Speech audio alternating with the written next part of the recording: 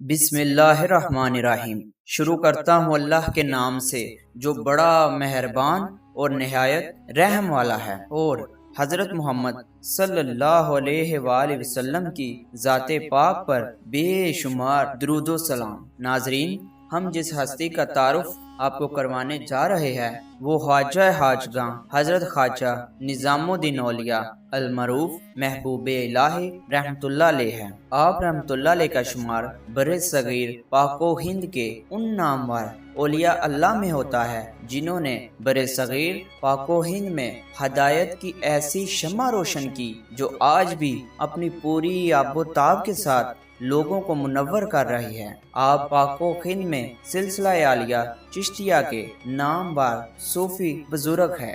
آپ رحمت اللہ علیہ کے مرید اور فیض یابوں کی تعداد لاکھوں میں ہے، سبحان اللہ۔ ناظرین، ایمان زبان سے اقرار کرنا اور دل سے تصدیق کرنے کا نام ہے، یعنی لا الہ کا زبان سے اقرار اور الا اللہ کی قلب سے تصدیق کا نام ایمان ہے۔ اور جب تک اقرار و تصدیق کا حق درست نہ ہوگا بندے کے قلب پر پردہ پڑا رہے گا، اور جب اقرار و تصدیق کا حق درست ہوگا تو پھر کوئی پردہ حائل نہ ہوگا اور ایمان کامل ہوگا۔ اگر قلب کی نافرمانی کی تو پھر حق کی نافرمانی ہوگی، کیونکہ قلب تجلیات خداوندی کا مرکز ہے۔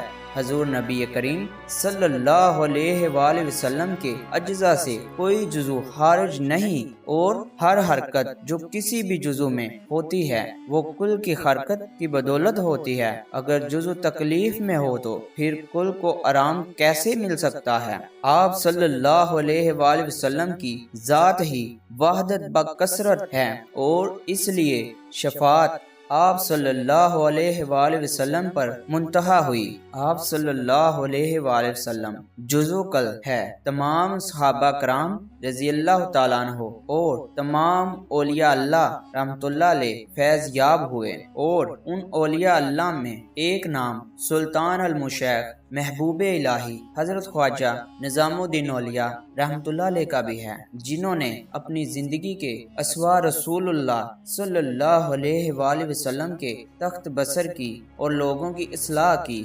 آدم کا ضمیر اس کی حقیقت پہ ہے شاید، مشکل نہیں ہے سالک را علم فقیری۔ سلطان المشیخ محبوب الہی حضرت خواجہ نظام الدین اولیاء رحمت اللہ علیہ کا شمار سلسلہ عالیہ چشتیہ کے نابغہ روزگار اولیاء اللہ میں ہوتا ہے۔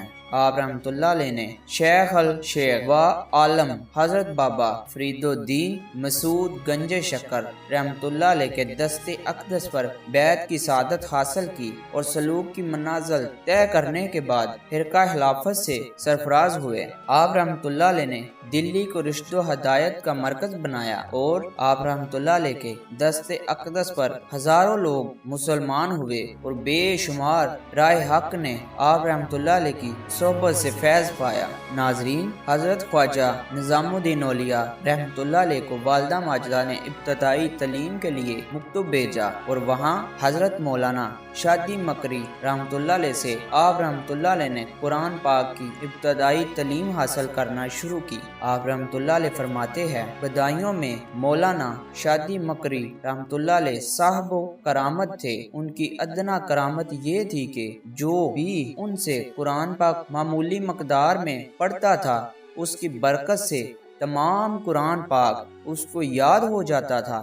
چنانچہ خرد سالی میں میں نے بھی ان سے ایک سپارہ پڑھا، اور اس کی برکت سے اللہ عز و جل نے مجھے تمام قرآن پاک نصیب فرما دیا، سبحان اللہ۔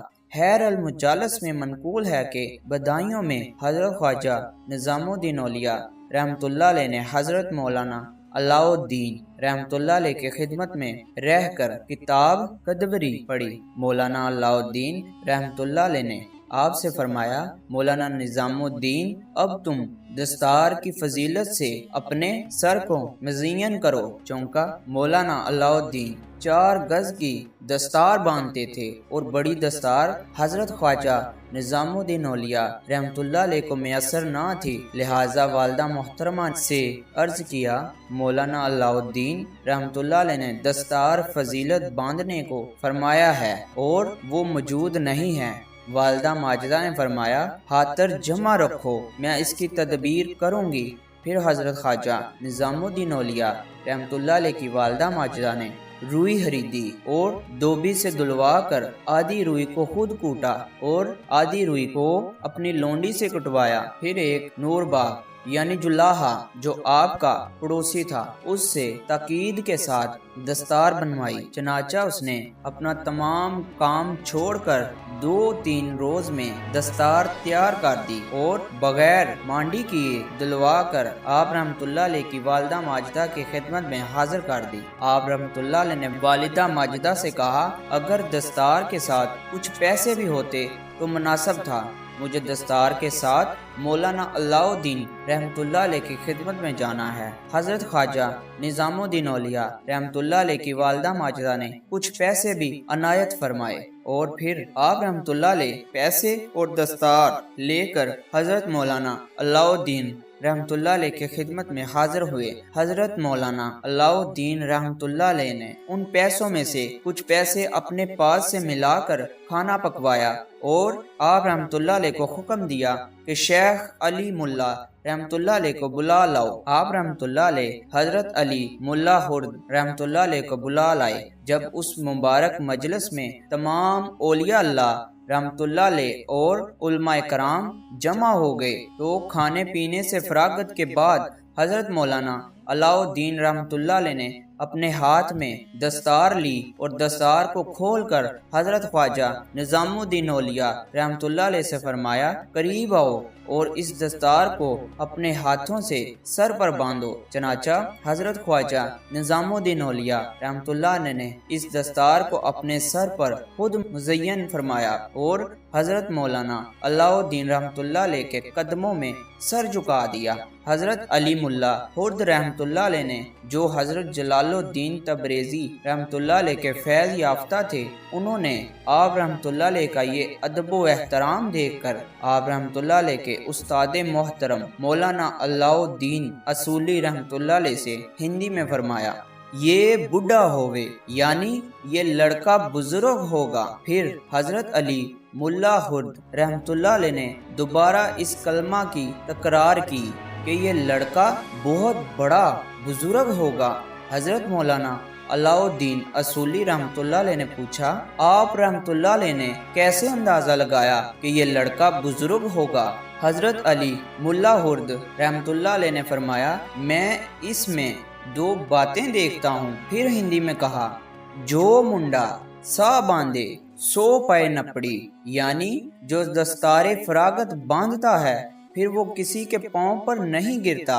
دوسرا، اس کی پگڑی سادہ ہے۔ ناظرین، مولانا شمس المالک رحمۃ اللہ علیہ جو اس زمانے میں ادب و لغت کے امام مانے جاتے تھے، ان سے حضرت خواجہ نظام الدین اولیاء رحمۃ اللہ علیہ نے مقامات حریری حفظ کی۔ پھر حضرت مولانا کمال الدین محدث رحمۃ اللہ علیہ سے جو علم حدیث میں استاد دولت تھے، ان سے مقامات کے کفارہ میں کتاب مشارک الانوار کو حفظ کیا اور اس کی سند حاصل کی۔ سیر الاولیاء میں نظام الدین اولیاء رحمۃ اللہ علیہ سے منقول ہے کہ حضرت مولانا کمال الدین محدث کے کمال زاہد اور علم و عمل کی خبر سلطان غیاث الدین بلبن نے سنی تو چاہا کہ خاص اپنی امامت کا عہدہ آپ رحمۃ اللہ علیہ کے سپرد کر دیں۔ اس نے حضرت مولانا کمال الدین محدث رحمۃ اللہ علیہ کو بلوایا اور آپ رحمۃ اللہ علیہ دربار میں تشریف لے گئے۔ سلطان غیاث الدین بلبن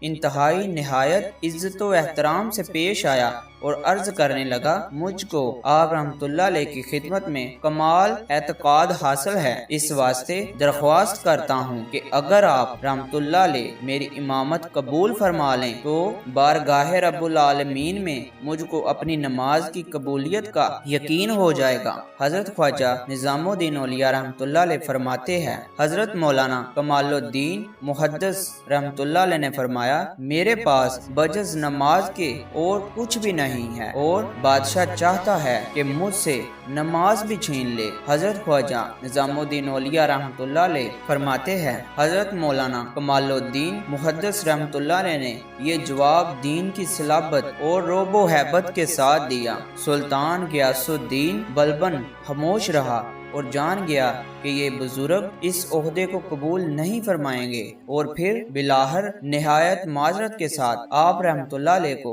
واپس بھیج دیا۔ ناظرین، حضرت خواجہ نظام الدین اولیاء رحمت اللہ علیہ علوم ظاہری کے حصول کے بعد اپنی والدہ اور ہمشیرہ کے ہمراہ واحد سلطان غیاث الدین بلبن ہدایوں سے ہجرت کر کے دلی میں رونق افروز ہوئے اور حضرت شیخ نجیب رحمت اللہ علیہ کے ہمسائے میں سکونت اختیار کی۔ جواہر فریدی میں منقول ہے کہ انہیں ایام میں شاہ دلی نے علماء سے مشورہ کیا، میں ایک عالم فاضل کو قاضی بنانا چاہتا ہوں، تم مجھے بتاؤ کہ اس کام کے لیے کون اہل اور لائق ہے۔ علماء نے کہا اس زمانے میں حضرت خواجہ نظام الدین اولیاء رحمت اللہ علیہ سے بہتر کوئی شخص نہیں ہے۔ تو بادشاہ نے آپ رحمت اللہ علیہ کو طلب کر لیا، اور جب آپ رحمت اللہ علیہ تشریف لائے تو بادشاہ نے علماء سے آپ رحمت اللہ علیہ کی بحث کروائی اور آپ رحمت اللہ علیہ تمام علماء پر باری رہے۔ سلطان بہت خوش ہوا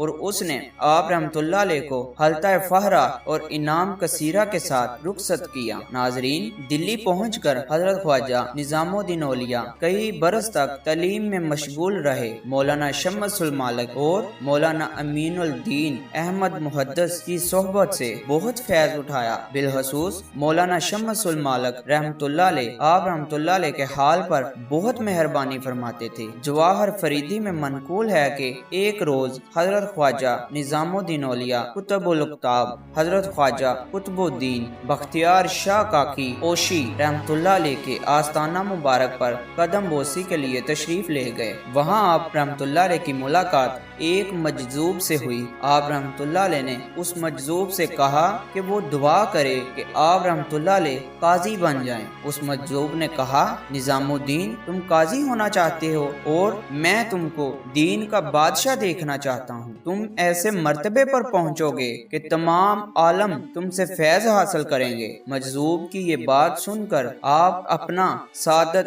انجام سن کر حضرت خواجہ نظام الدین اولیاء رحمت اللہ علیہ کے دل میں جذبہ پیدا ہو گیا اور قضات کی ہوائیں سرد ہو گئی۔ اپنے تمام یاروں اور عزیزوں سے آپ رحمت اللہ علیہ نے کہنا شروع کر دیا کہ میں درویشی اور فقیری اختیار کروں گا، میرا دل قضات وغیرہ اور دنیاوی اشغال سے بھر گیا ہے۔ حضرت خواجہ نظام الدین اولیاء رحمت اللہ علیہ حضرت شیخ نجیب الدین رحمت اللہ علیہ کے پڑوس رہتے تھے اور اکثر ان کی صحبت سے مستفیض ہوتے رہتے تھے۔ چنانچہ جب والدہ ماجدہ کا وصال ہوا تو تنہائی کے سبب اکثر شیخ نجیب الدین رحمت اللہ علیہ کی صحبت میں بیٹھتے تھے۔